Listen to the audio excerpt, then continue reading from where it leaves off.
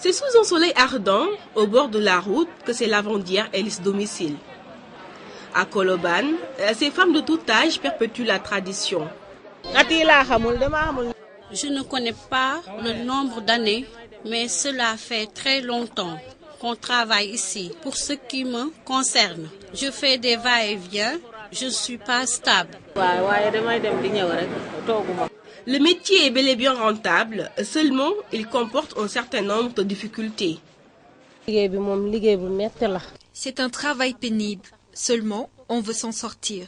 Travailler sous ce chaud soleil comme nous le faisons avec nos enfants, vous savez que ce n'est pas facile. On fait le nécessaire pour réussir, c'est ce qui nous fatigue.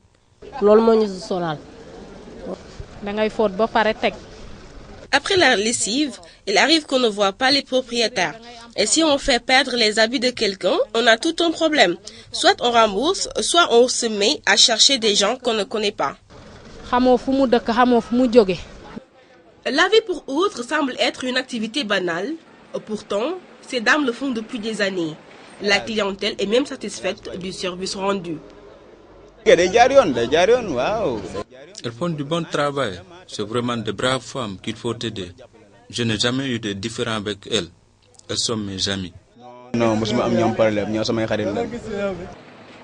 dehors des problèmes professionnels, autre chose perturbe le vécu quotidien de ces dames.